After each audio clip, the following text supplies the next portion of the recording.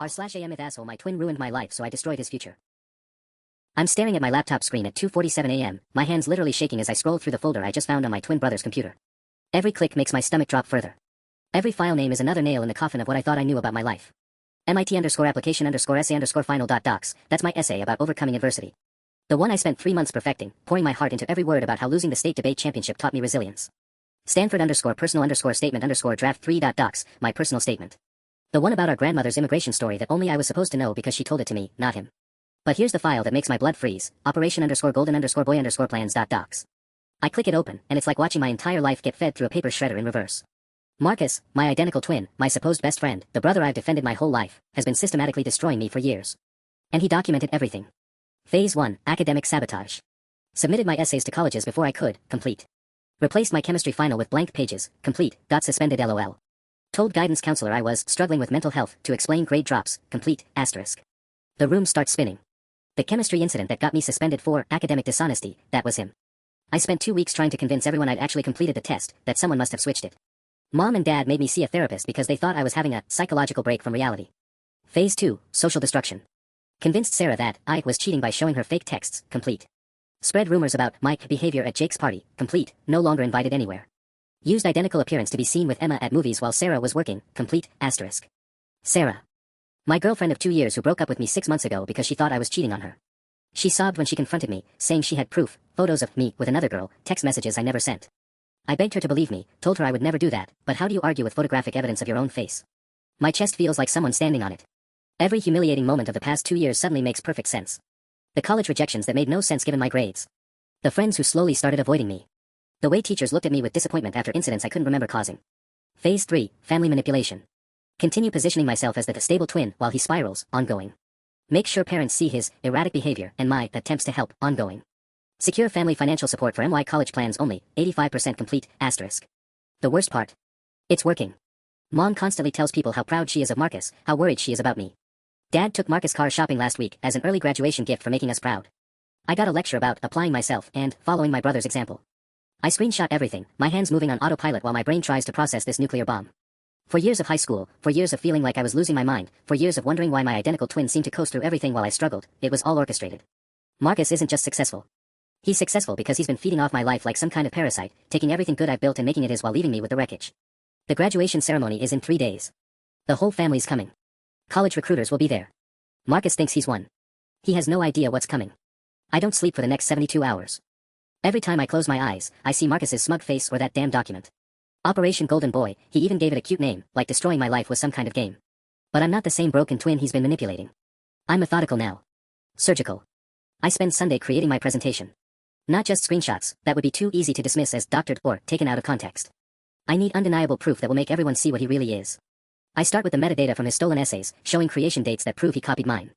Then I pull up the college application timestamps. His submissions went in exactly 48 hours after I saved my final drafts. Every single time. The fake text messages he used to convince Sarah I was cheating. I find the app he used to generate them, still installed on his phone. I screenshot his purchase history showing he paid for the premium version. Monday morning, Marcus bounces downstairs like he doesn't have a care in the world. He's wearing my Harvard acceptance letter on his face, the one that should have been mine. Morning, bro, he says, ruffling my hair like I'm his little brother instead of his twin. You okay? You look like death. The casual cruelty of it hits me like a slap. He's been watching me suffer for months, and he's enjoying it. Just nervous about graduation, I manage. Don't be. Nobody expects much from you anyway. He grabs an apple and heads for the door. Oh, and Mom wants to talk to you about your future. Sounds serious. After he leaves, Mom corners me in the kitchen. Her face has that pinched, disappointed look I've become way too familiar with. Honey, your father and I have been talking. About college, about money. She sits across from me, and I can already see where this is heading. Marcus got into Harvard with a partial scholarship. That's still expensive, but it's such an incredible opportunity. What about me? Well, community college is a perfectly good option. You can transfer later, once you've proven you're ready for the responsibility. Given everything that's happened this year. Everything that happened. The suspension he caused. The grade drops from the essays he stole. The concerning behavior he orchestrated. We've decided to focus our college fund on Marcus for now. I'm sorry, sweetheart, but we have to be practical. Practical. They're giving my college money to my brother who built his success on my stolen work. I nod like the obedient, broken twin they think I am. I understand. I knew you would. She squeezes my shoulder. You're a good brother. Marcus is lucky to have you. I excuse myself before I say something I can't take back. Tuesday night, I do a final run-through of my presentation. 23 slides of pure, documented truth. Every lie, every manipulation, every stolen piece of my life laid out in chronological order. My phone buzzes. A text from Sarah, saw your name on the graduation program tomorrow. I know things ended badly between us, but good luck with everything. She still has no idea that the person who broke her heart wasn't me. I stare at that message for an hour. Sarah was collateral damage in Marcus's war against me. She's probably still hurting, still thinking the person she loved betrayed her. Part of me wants to text her back, to give her a preview of what's coming tomorrow. But no. She deserves to hear the truth with everyone else. She deserves to know that what we had was real, right up until my brother decided to destroy it. Tomorrow, everyone will know who Marcus really is. The question is, will there be anything left of our family when the smoke clears? Wednesday morning arrives like a death sentence. Graduation day. I'm putting the finishing touches on my presentation when Marcus walks into our shared room, already dressed in his cap and gown. He looks perfect, of course. Golden boy ready for his moment of triumph. You're not even dressed yet. He checks his watch. We need to be there in an hour for rehearsal. I'll be ready. I save my file to 3 different flash drives. Redundancy is key. He notices my laptop screen before I can close it. What's that? Some kind of slideshow? My heart stops. If he sees what I've prepared. Just photos. A memory thing. I snap the laptop shut, probably too quickly. Marcus raises an eyebrow. You've been acting weird lately. Weirder than usual. He sits on his bed, studying me. Is this about the college fund? Because honestly, bro, it makes sense. I'm going to Harvard. You're going to community college. Investment-wise. Investment-wise, I repeat, tasting the bitterness of those words. Don't be like that. Mom and Dad are doing what's best for the family. He starts adjusting his graduation cords, the ones he earned with my stolen achievements. Besides, you'll figure something out. You always do. The casual dismissal in his voice makes my hands clench. He has no idea that I've figured out everything. After he leaves, I slip the flash drives into my dress pants pocket. 3 copies, 3 different pockets. I'm not taking any chances.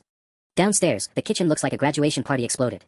Mom has been cooking since dawn, preparing for the family celebration afterward. Aunts, uncles, grandparents, everyone's coming to watch the twins graduate. To celebrate Marcus's Harvard acceptance. There's my graduate.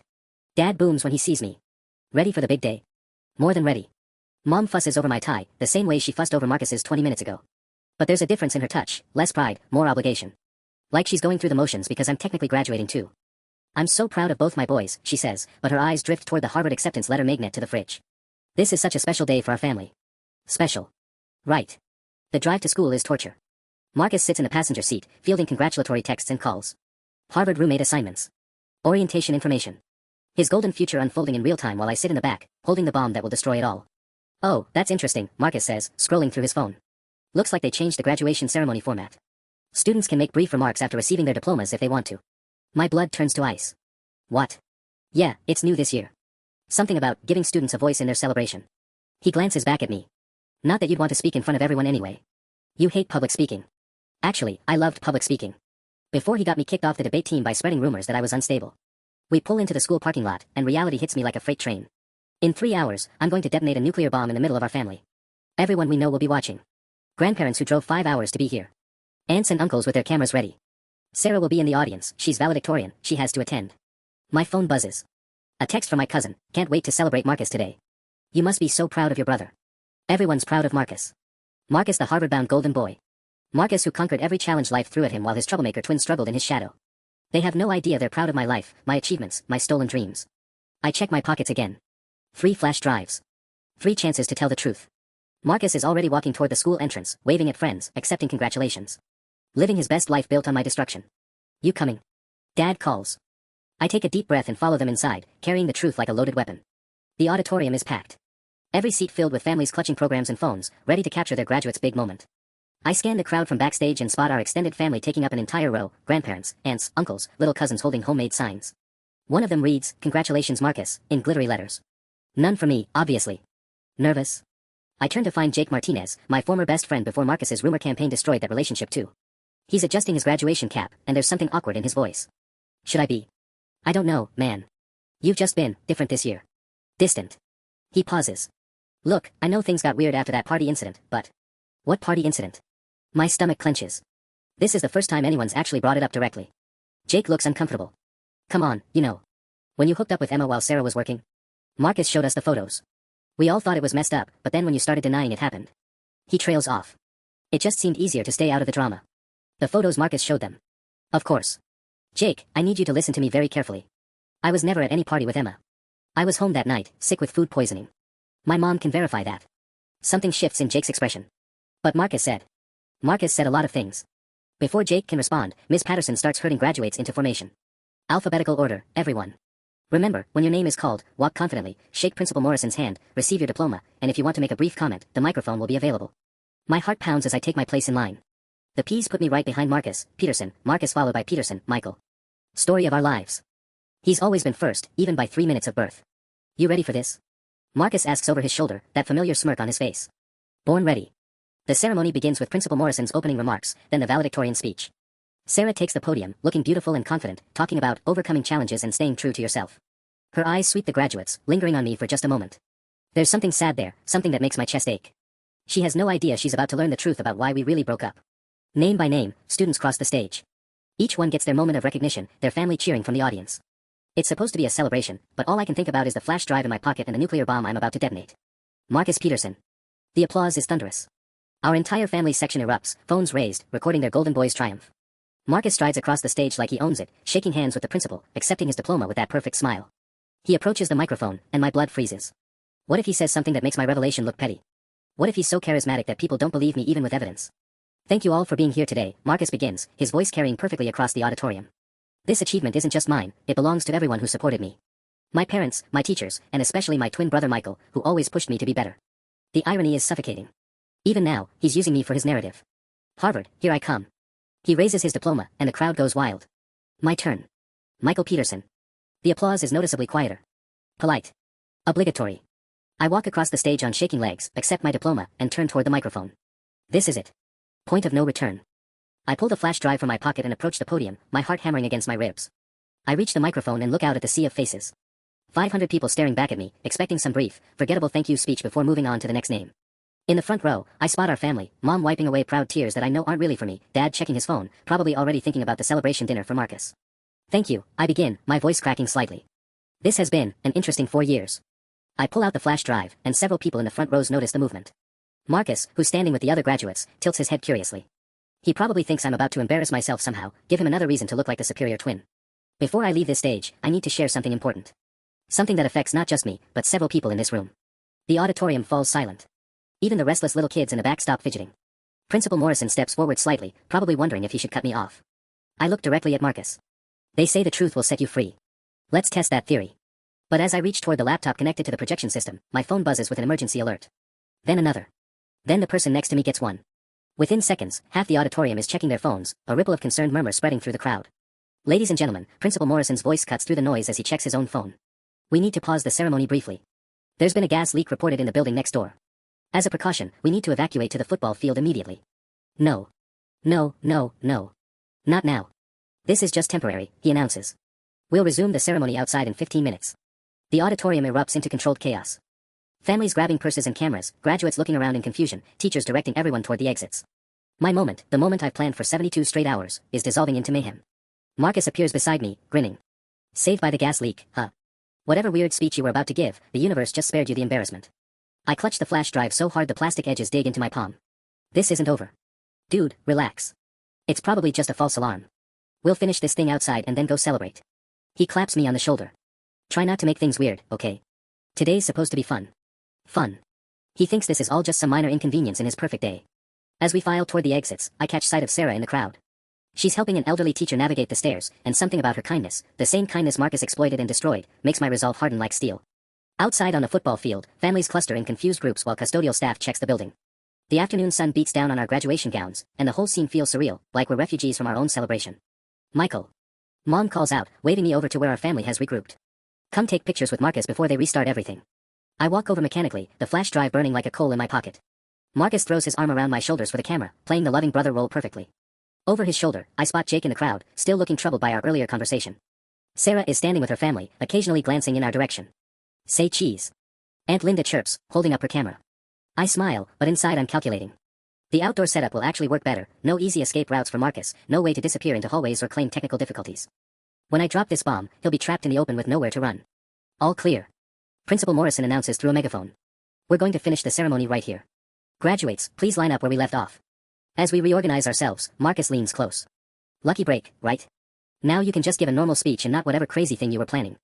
I meet his eyes, and for the first time in years, I don't look away first. The crazy thing hasn't even started yet. The outdoor setup is chaos. Teachers scramble to connect portable speakers and a borrowed projector to a laptop, while graduates mill around in the afternoon heat. Our families cluster on the bleachers, fanning themselves with graduation programs and checking phones for updates about the gas leak. I watch the tech crew struggle with the projection equipment and feel my chest tighten. What if they can't get it working? What if I've come this far just to be stopped by technical difficulties? This is taking forever, Marcus mutters beside me, tugging at his graduation gown. I'm sweating through this thing. Good. I want him uncomfortable. I want him to feel even a fraction of the anxiety I've lived with for months. Michael Peterson, you're up next. Ms. Patterson calls out, consulting her clipboard. Are you ready? The projector finally flickers to life against a makeshift screen they've stretched between two goalposts. It's not ideal, the afternoon sun creates glare and the image looks washed out, but it'll do. It has to. I walk toward the microphone setup, flash drive in hand, when I hear my name called from the crowd. Michael. Michael, wait. I turn to see Jake jogging toward me, his graduation cap askew. Behind him, I notice two of our former mutual friends, David and Alex, following with concerned expressions. Dude, I need to ask you something, Jake says, slightly out of breath. After what you said earlier, I started thinking. That night Emma supposedly hooked up with you, what date was it exactly? My mind races. October 15th, Marcus said I was at some party. That was the night of the regional debate qualifier, David interrupts, his face pale. Remember? You were supposed to compete, but you were homesick. Coach Martinez was pissed because we had to forfeit. Alex nods slowly. I remember now. You texted the group chat that you had food poisoning. Your mom even called the school. The three of them exchange glances, and I can see the pieces clicking together in their minds. For years of friendship doesn't just evaporate, doubt creeps in, memories resurface, inconsistencies become glaring. If you were homesick. Jake starts. Then who did Emma hook up with? David finishes. My heart pounds. They're starting to figure it out on their own. After months of isolation, of being treated like a pariah, my friends are finally questioning the narrative they've been fed. Peterson. Let's go. Principal Morrison calls out, tapping his watch. I look back at Jake, David, and Alex. Sit down and watch. You're about to get all your answers. But as I approach the microphone, I notice Marcus whispering urgently to someone on his phone, his back turned to the crowd. Something about his posture, tense, almost panicked, makes my stomach drop. He ends the call and spots me watching him. For just a second, his mask slips, and I see something I've never seen before, fear. Ladies and gentlemen, I begin, my voice echoing across the football field. Thank you for your patience. Before we continue, I have something important to share. I hold up the flash drive, and that's when Marcus starts moving. Not toward me, but toward the edge of the crowd, like he's planning to bolt. You see, I continue, inserting the drive into the laptop. Sometimes the people closest to us aren't who we think they are. The laptop screen flickers, and I navigate to my presentation folder. But instead of my carefully crafted slideshow, I find something else entirely, a single file named nice_try_brother.txt. My blood turns to ice as I click it open. Asterisk, did you really think I wouldn't notice you snooping through my computer? I've been 3 steps ahead of you this whole time. Check your email. Asterisk. I frantically pull out my phone and open my email. There's a message sent from my own account 30 minutes ago, while I was getting ready for graduation. The subject line reads, Confession, why I've been acting crazy. And it's addressed to everyone. Sarah. Jake. David. Alex. My parents. Extended family. Teachers. Even college admissions offices. Marcus didn't just discover my plan. He turned it against me. My hands shake as I scroll through the email Marcus sent from my account. The message is perfectly crafted to sound like a genuine mental breakdown. Asterisk, I can't keep living this lie anymore. I've been struggling with severe mental health issues and have been lashing out at everyone around me, especially my brother Marcus. I created fake evidence to try to frame him because I'm jealous of his success. I know this sounds crazy, but I've been having episodes where I lose time and do things I don't remember. The cheating incident with Emma, the problems at school, that was all me. I'm sorry for the pain I've caused. I need help. Asterisk. The timestamp shows it was sent while I was in the shower this morning. He must have accessed my email when I left my phone charging in our room. Is everything alright, Michael? Principal Morrison's voice cuts through my panic. The projector is ready when you are. I look up to see 500 faces staring at me expectantly. In the crowd, I spot my parents checking their phones with growing alarm. Mom's hand flies to her mouth as she reads. Dad's face darkens with what looks like disappointment mixed with concern. My carefully planned revelation just became Marcus's final masterstroke. My voice cracks over the microphone. I just need a moment. I pull out my phone and call Marcus. He answers on the first ring, his voice sickeningly cheerful. Having trouble with your presentation, bro? You bastard, I whisper into the phone, turning away from the microphone. How long have you known? Since Sunday night. You're not as sneaky as you think. I saw you taking screenshots, and honestly, the whole thing was kind of pathetic. His voice is casual, like we're discussing weekend plans. Did you really think I'd let you destroy everything I've built? Everything you've stolen? Prove it. I can hear the smile in his voice. Oh wait, you can't. Because now everyone thinks you're having a psychological breakdown. That email was genius, right? I used your own writing style, pulled phrases from your old texts. Even included that thing you always do with semicolons. I scan the crowd and finally spot him standing near the concession stand, phone pressed to his ear, watching me with cold satisfaction. See, the beautiful thing about identical twins, he continues, is that people expect one of us to be the evil one. They've already decided that's you. I'm just confirming their suspicions. My phone buzzes with incoming texts. Sarah, Michael, I'm so sorry, I had no idea you were struggling this much. Jake, dude, are you okay? We need to talk. Mom, sweetheart, we're going to get you help. Just finish your speech and we'll go home. They all believe it. The fake confession sounds exactly like something a guilt-ridden, mentally unstable person would send. Marcus has weaponized my own reputation against me. You're sick, I tell him.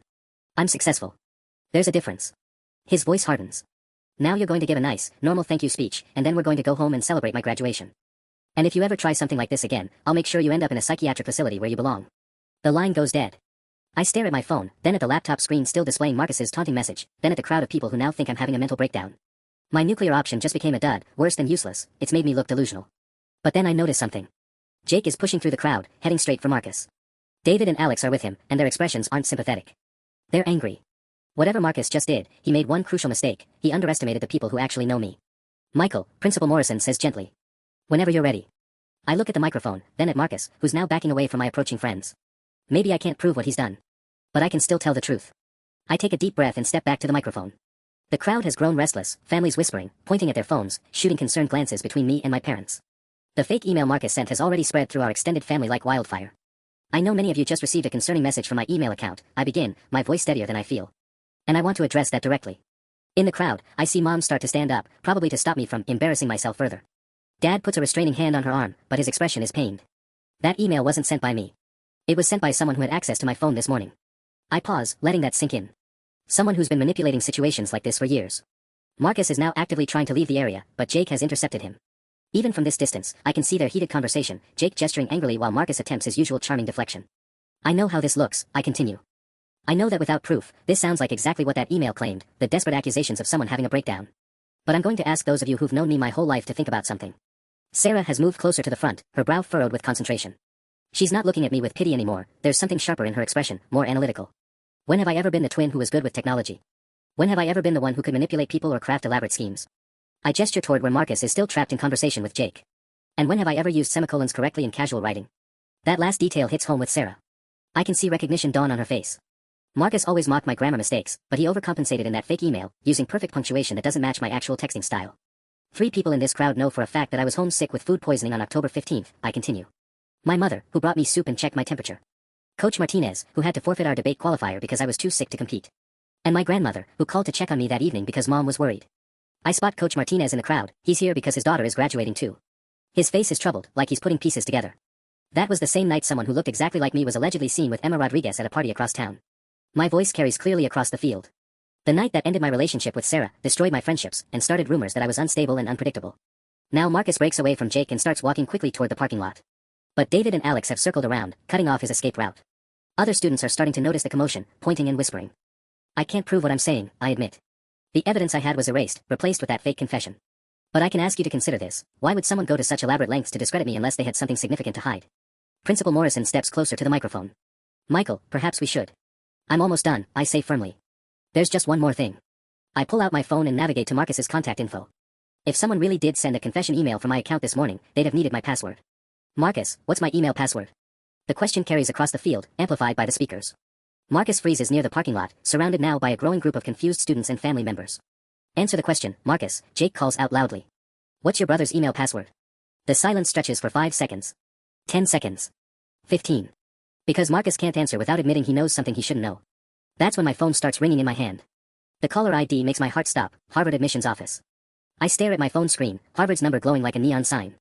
The entire football field seems to hold its breath, 500 people watching me decide whether to answer what could be the most important call of my life. Or the final nail in my coffin. Michael? Principal Morrison prompts gently. Would you like to? I decline the call and step closer to the microphone. That was Harvard admissions. Interesting timing, don't you think? From across the field, Marcus has gone completely pale. He stopped trying to escape and is now staring at me with something that looks like genuine panic for the first time in our lives. My phone immediately starts ringing again. Same number. You know what? I say, my voice carrying across the silent field. Let's find out what they want. I answer and put the call on speaker before anyone can stop me. Hello, this is Dean Richardson from Harvard Admissions. I'm trying to reach Marcus Peterson regarding some irregularities we discovered in his application materials. The words hit the crowd like a physical force. I see people lean forward, parents grabbing each other's arms, students pulling out their phones to record. This is Michael Peterson, Marcus's twin brother. He's here. What kind of irregularities? There's a pause on the other end. I'm sorry, I need to speak directly with Marcus. However, I can tell you that we've been contacted by several other institutions about similarities between application essays submitted by both Peterson brothers. Could you please put Marcus on the line? The football field erupts in whispers. I look across the crowd and see Marcus pushing through people, trying desperately to reach me. His perfect composure has completely cracked. He looks wild, panicked, nothing like the golden boy everyone thinks they know. Actually, I say into the phone, could you hold for just one moment? I think this conversation might interest more than just our family. Michael, that's really not. Marcus. I call out, my voice booming through the speakers. Harvard's on the phone. They want to talk about essay similarities. Marcus stops dead in his tracks, surrounded by a crowd that's now looking at him with suspicion instead of admiration. Jake has his phone out, clearly recording. Sarah has moved even closer to the front, her journalist instincts fully activated. I can explain, Marcus calls out, but his voice cracks on the words. Please do. Dean Richardson's voice comes through the speakers, crisp and professional. Because we have documentation showing that your personal statement was submitted to our office 48 hours before an identical essay was submitted to MIT under your brother's name. Same metadata, same creation timestamp, just different application portals. The crowd's whispers turn into a roar of shocked conversations. I watch my parents' faces transform from concern about my mental health to dawning horror about their golden child. Marcus starts pushing more aggressively through the crowd, shouting something I can't hear over the noise. But he's not heading toward me anymore, he's making a desperate break for the parking lot. Furthermore, Dean Richardson continues, oblivious to the chaos unfolding, we've discovered that Mr. Peterson's submission history shows a pattern of documents being uploaded within hours of similar submissions from Michael Peterson to other institutions. This suggests systematic plagiarism. My phone buzzes with another call. MIT. Then another from Stanford. Dean Richardson, I say, watching Marcus finally break free from the crowd and sprint toward our family car, I think Marcus will have to call you back. He seems to have somewhere urgent to be. But as Marcus reaches the parking lot, I see something that makes my blood run cold. Dad's car won't start. Marcus is behind the wheel, frantically turning the key, but nothing's happening. Because I may have learned a thing or two about sabotage from my brother. And I disconnected his battery cable this morning. The sight of Marcus trapped in a dead car sends a jolt of savage satisfaction through me, but it's short-lived. Because now he's getting out, slamming the door so hard the sound echoes across the parking lot, and he's walking back toward the crowd with a look I've never seen before. Pure rage. You want the truth? Marcus's voice carries across the field as he strides back toward us, no longer trying to escape. Fine. Let's talk about truth. The entire graduation crowd turns to watch him approach, phones raised, recording what's clearly about to become the most dramatic graduation ceremony in our school's history. Dean Richardson's voice is still coming through my phone speaker, asking if anyone is still there, but I can barely focus on it. Michael's been obsessed with me his entire life, Marcus announces, his voice projecting clearly without a microphone. Copying my mannerisms, my interests, even my girlfriend's. When I started succeeding, he couldn't handle it. I watch in horrified fascination as he shifts tactics completely. No more denials, no more attempts at charm. He's going full scorched earth. Those essays. I wrote them. He stole them from my computer first, so I took them back and submitted them properly. Everything he's accusing me of, he did first. Marcus gestures toward me dramatically. Check his browser history. Check his phone. You'll find the apps for generating fake text messages, the programs for copying documents. He's been planning this breakdown for weeks. The crowd murmurs uncertainly. A few people actually look back at me with renewed suspicion. Marcus has always been the better liar, the more convincing performer, and even caught red-handed, he's spinning this masterfully. But then Sarah steps forward from the crowd. That's interesting, Marcus, she says, her voice cutting through the murmurs. Because I still have every text message Michael supposedly sent me. The ones where he was cheating, lying, being cruel. She holds up her phone. Want to explain why the metadata on these messages shows they were all sent while the real Michael was in Mrs. Peterson's office during 5th period? I check the school logs. Marcus falters for just a second, but recovers quickly. He could have scheduled. From your phone, Jake interrupts, emerging from the crowd with David and Alex flanking him. Because you just told me you were teaching Michael a lesson about respecting his betters. Direct quote, man. Still recording. Jake holds up his phone, and I can see the red recording dot still blinking. My phone starts buzzing again. More college admissions offices calling. Word is clearly spreading through academic networks faster than wildfire. This is insane, Marcus laughs, but there's a desperate edge to it now. You're all going to believe these conspiracy theories over. Over what? Mom's voice cuts across the field like a knife. She's standing now, and her face is absolutely white. Dad is beside her, looking like he's aged 10 years in the past 5 minutes. Over our son who's been lying to us for months. Mom continues, her voice shaking. Marcus, I just got off the phone with your guidance counselor. She says you told her Michael was having psychological episodes, that we should consider medication, maybe residential treatment. The football field goes dead silent except for the distant sound of traffic on the main road. You wanted us to have our own son committed, Dad says, his voice hollow with disbelief. While you were stealing his work and his future. Marcus looks around wildly, finally realizing that his web of lies is collapsing from every direction at once. The crowd that once adored him is now staring with disgust and fascination, like he's some kind of exotic predator they've never seen before. But cornered animals are the most dangerous. And Marcus has one final card to play. You know what the real truth is? Marcus shouts, his voice carrying a manic edge I've never heard before. You want to know what actually happened to our precious family dynamics? He's standing in the middle of the football field now, surrounded by hundreds of people but somehow commanding all their attention. Even Dean Richardson has gone silent on my phone, probably listening to this train wreck unfold in real time. Michael isn't the innocent victim here. He's been planning this for months because he found out about Dad's affair. The words hit like a physical blow. I see Dad's face drain of all color, Mom's hand fly to her chest. Around us, the crowd shifts uncomfortably. This has gone from academic fraud to family destruction in seconds. That's right, Marcus continues, his voice getting louder, more unhinged. Want to know why Dad's been working late so many nights? Why he's been traveling for business on weekends? Ask him about Rebecca from his accounting firm. Marcus, stop. Dad's voice is barely a whisper, but it carries across the silent field. Why should I stop? Michael's been blackmailing me for months, threatening to expose Dad unless I help tank my own college prospects. Every essay I stole was because he was holding our family hostage. I stare at my brother in complete shock. This isn't just a flexion anymore, he's creating an entirely new reality, weaving together half-truths and complete fabrications so seamlessly that even I'm starting to doubt what's real. That's why he's been acting unstable, Marcus presses on. That's why his grades dropped, why he's been paranoid and accusatory. He's been carrying this secret, trying to figure out how to destroy all of us. Several people in the crowd are nodding along. It's a compelling narrative, the troubled twin discovering a family secret and spiraling into increasingly erratic behavior. It explains everything they've witnessed over the past year. My phone buzzes with a text from an unknown number, asterisk, stop him now or I release the photos. A friend, asterisk. My blood turns to ice. More manipulation, more threats. Even now, even exposed, Marcus has contingency plans. The worst part, Marcus continues, tears actually forming in his eyes, is that I've been trying to protect everyone. Protect Mom from finding out about Dad, protect Michael from his own destructive impulses, protect our family from falling apart. And this is how he repays me. It's a masterclass in manipulation. He's positioned himself as the tragic hero, the son who sacrificed everything to hold the family together. The crowd is eating it up, I can see sympathy creeping back into their expressions. But then Grandma Rosa steps forward from the family section. At 83, she's the matriarch of our extended family, the one person whose word carries weight with everyone.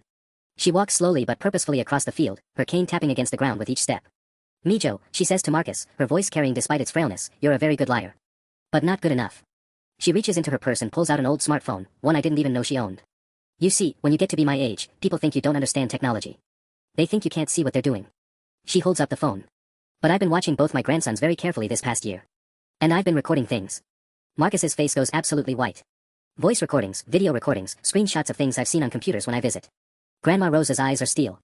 Including a very interesting conversation last month where one grandson told his friend exactly how he'd been destroying the competition for years. She looks directly at Marcus. Would you like me to play that recording, Mijo?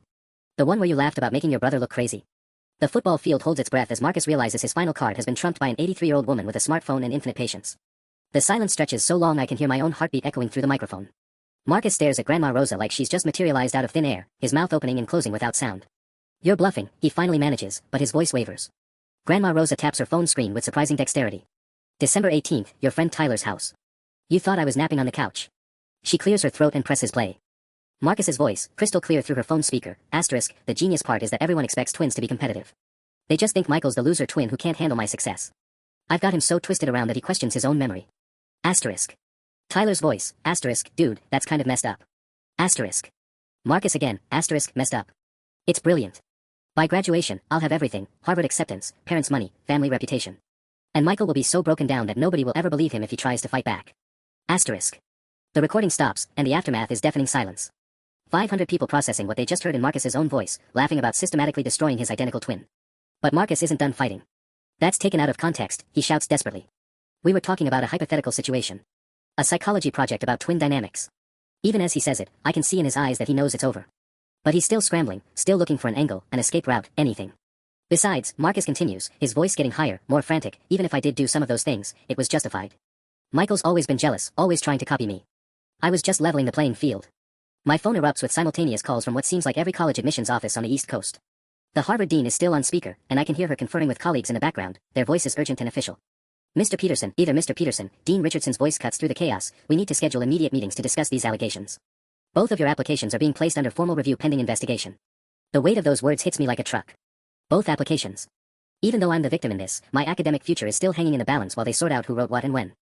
This is what I mean. Marcus seizes on my obvious distress, pointing at me dramatically. Look at him. He's falling apart because his plan backfired. He thought he could frame me and slide into my Harvard spot, but now we're both screwed. A few people in the crowd nod along, he's not wrong that we're both academically radioactive now. College admissions offices don't take chances with plagiarism allegations, even when there's a clear victim. That's when I notice Sarah walking purposefully toward the microphone setup, her phone in her hand and a determined expression I remember from our debate team days. Excuse me, she says, gently taking the microphone from my numb fingers. I think everyone needs to see something. She connects her phone to the portable speaker system with a cord someone hands her from the tech crew. These are the fake text messages Marcus sent to break up Michael and me. But watch the timestamp data. Her phone screen projects onto the makeshift screen, showing a detailed breakdown of message metadata that I didn't even know existed. Every single, cheating confession and cruel message was sent during 5th period on school days, when I know for a fact Michael was in mandatory study hall with Mrs. Peterson because of his suspension. Sarah's voice carries the authority of someone who's done her research. But Marcus had free period. She swipes to another screen. More importantly, the geolocation data shows these messages were sent from the library, where Marcus always went during his free period to use the computer lab. I watch my brother's face cycle through expressions, rage, panic, calculation, and finally, something that looks almost like relief. Like he's exhausted from maintaining this elaborate deception for so long. But instead of confessing, instead of apologizing, Marcus does something that chills me to the bone. He starts laughing. Not hysterical laughter, not the manic edge from before. Cold, calculated laughter that makes everyone take a step back. You know what? Marcus says, his voice suddenly calm again. You're all right.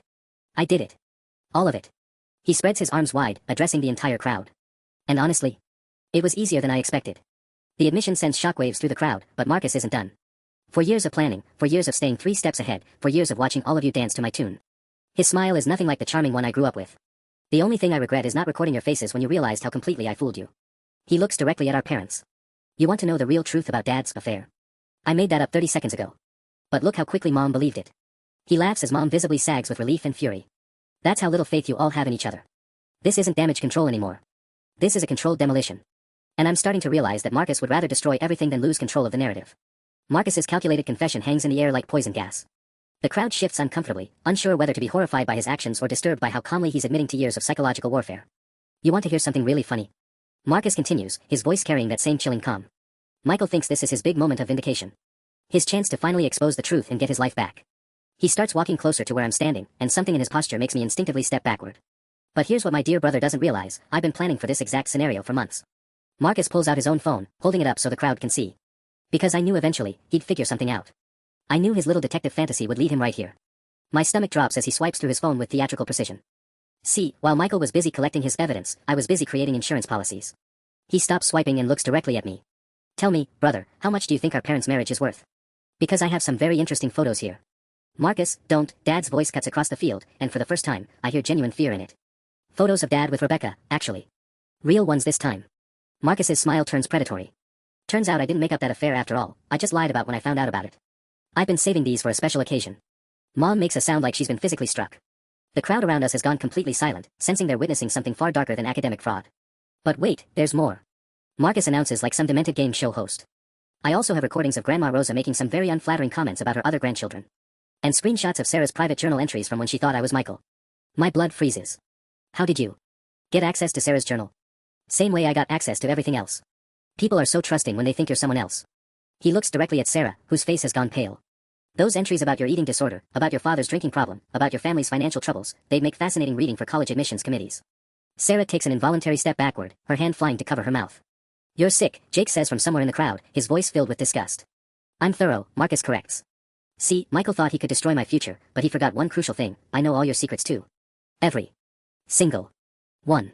He starts pacing now, addressing the crowd like a prosecutor making his closing argument. So here's what's going to happen. We're all going to pretend this little public breakdown never occurred. Michael is going to quietly accept his community college fate, I'm going to Harvard, and everybody keeps their dirty laundry private. And if we don't? Principal Morrison asks, his voice tight with controlled anger. Marcus's smile widens. Then I start hitting send on a lot of very interesting messages. Trust me, Michael's academic problems will seem quaint compared to what happens when everyone's personal business becomes public knowledge. The crowd erupts in angry murmurs, but I can see the fear in people's faces. Marcus didn't just steal my life, he's been collecting ammunition against everyone for years. You can't hold everyone hostage forever, I managed to say, but my voice sounds weak even to my own ears. Watch me, Marcus replies. After all, I've been doing it successfully for 4 years. Why stop now? That's when my phone buzzes with a text that makes my heart nearly stop, asterisk, check your email. Now. A real friend, asterisk. I fumble with my phone, hands shaking as I navigate to my email while Marcus continues his twisted victory speech in the background. The crowd is transfixed by his psychological manipulation, but all I can focus on is the new message from an address I don't recognize, truthteller2024@protonmail.com. The subject line reads, your brother made one mistake. I click it open and nearly drop my phone. It's a video file, timestamp from this morning, showing Marcus in our shared bedroom. He's hunched over my laptop, typing furiously, and the camera angle captures his screen perfectly. I watch him craft the fake confession email, see him access my social media accounts, witness him deleting files from my presentation folder. But that's not the shocking part. The shocking part is the running commentary he's providing to someone off camera, someone he clearly thinks he can trust completely. And once this email sends, Michael will look completely unhinged when he tries to expose me. Classic projection technique, really. Accuse your victim of doing exactly what you're guilty of. The camera pans slightly, and I see who he's talking to, Tyler, his best friend, holding what appears to be a professional recording setup. You're really going to destroy your own twin. Tyler's voice comes through clearly. Tyler, my man, he was going to destroy himself anyway. I'm just expediting the process. Marcus laughs, and the sound makes my skin crawl. Besides, you're getting paid well enough to document this for me. Think of it as reality TV. My blood turns to ice as I realize what I'm watching. Marcus didn't just plan to frame me, he hired his friend to record the whole thing, probably for some sick personal collection. But Tyler apparently had second thoughts. I scroll down and find a message below the video, asterisk, I couldn't let him do this to you. I've been recording everything for weeks thinking it would just be pranks, but this got too dark. There are more videos. Much more. Don't let him win. Asterisk. Michael, are you even listening? Marcus's voice snaps me back to the present. He's staring at me with irritation, probably because I'm not cowering appropriately at his threats. Sorry, just checking something, I say, quickly forwarding the video to Jake, Sarah, and Principal Morrison. You were saying something about holding everyone hostage. I was explaining the new reality, Marcus says, his voice taking on that dangerous edge again. Everyone goes home, keeps quiet, and we all pretend. That you hired Tyler to film yourself framing me? I interrupt, holding up my phone. Because that seems like the kind of thing people might find interesting. Marcus's confident expression flickers. What are you talking about? Check your texts, Tyler, I call out to the crowd. See if you got the same video I just did. There's commotion as Tyler, somewhere in the back of the crowd, presumably checks his phone. Then I hear his voice, shaky and uncertain, Marcus. Dude, someone sent me the video from this morning. The one where you what, Marcus? Jake shouts, having clearly received my forwarded message. Where you admit to Tyler that you've been systematically destroying your own brother for entertainment. I watch Marcus's face cycle through emotions as he realizes his documentation obsession just became his downfall. He'd been so focused on having blackmail material on everyone else that he never considered someone might be recording him. That's illegal surveillance, Marcus says weakly. You can't use illegally obtained. Actually, Principal Morrison interrupts, consulting his own phone where my forwarded video is apparently playing. Given that this appears to be filmed in a private residence with the knowledge of one party, it's perfectly admissible. More importantly, it shows clear evidence of academic fraud and harassment. The crowd is getting restless, people pulling out phones, checking messages, probably trying to figure out what bombshell just dropped. Marcus is looking around frantically, his careful control slipping with each second. Tyler. Marcus calls out desperately. Tell them the video is fake. Tell them we were just. Marcus, stop. Tyler's voice cuts through the noise, closer now as he pushes through the crowd. I can't do this anymore, man. What you did to Michael, to Sarah, to everyone, it's not a prank. It's psychotic. And that's when Marcus finally snaps completely. Marcus lunges at Tyler with a sound I've never heard him make before, something between a roar and a sob. For a split second, I think he's going to actually attack his former friend, but instead he just grabs Tyler's shoulders and shakes him. You don't understand. Marcus shouts, his perfect composure completely shattered. I needed this. I deserve this. Do you know what it's like being identical to someone and still somehow being less than them? The admission stops everyone cold. Even Tyler stops trying to pull away. Michael was always the one people liked more, Marcus continues, his voice cracking. Same face, same DNA, but somehow he was funnier, kinder, more genuine. Teachers remembered his name first. Girls talked to him at parties. Even our own relatives liked him better. I stare at my brother, really look at him for the first time in years, and see something I never expected, desperation. Bone deep, years-old desperation that's been eating away at him like acid. So I had to even the playing field, Marcus says, tears streaming down his face now. If I couldn't be better than him naturally, I'd make him worse artificially. Every stolen essay, every ruined friendship, every humiliation, it was supposed to prove that I was the superior twin. The football field has gone dead silent except for Marcus's ragged breathing and the distant sound of police sirens getting closer. Someone must have called them when this turned into a public disturbance. But you know what's funny? Marcus looks directly at me, and for the first time in years, I see my actual brother instead of the mask he's been wearing. Even after everything I did to you, people still like you better. Even now, they're looking at you like you're the victim and me like I'm the monster. Because that's what you are, Sarah says quietly, but her voice carries across the silent field. You became the thing you were afraid of being. Marcus laughs bitterly. Yeah. I guess I did. The police cars pull into the school parking lot, but Marcus doesn't try to run anymore. He just stands there, looking smaller somehow, like all the fight has gone out of him. Principal Morrison approaches carefully. Marcus, the officers are going to need to speak with you about the harassment allegations and academic fraud. Your parents probably should call a lawyer. What's the point? Marcus asks, his voice hollow. Everyone knows what I am now. I watch my identical twin, my other half, my supposed best friend, my brother, finally face the consequences of 4 years of calculated cruelty. Part of me feels vindicated, triumphant even. But mostly, I just feel tired. Michael, Mom appears beside me, her face streaked with tears. Honey, I'm so sorry. We should have listened to you. We should have seen. It's okay, Mom. And surprisingly, it is. The truth is out. The nightmare is over. We all got fooled by someone who was very good at lying. My phone buzzes with another call from a college admissions office, but this time I don't feel panic. Tyler's videos provide clear evidence of what really happened, timestamps that prove my innocence. It'll take time to sort out the mess Marcus created, but the truth has a way of setting things right eventually. As the police approach Marcus to begin their questioning, he looks back at me one last time. I really did think I was the better twin, he says quietly. But you know what? You never needed to destroy anyone to prove your worth. That's the difference between us. For the first time in 4 years, my brother is absolutely right. And finally, I'm free.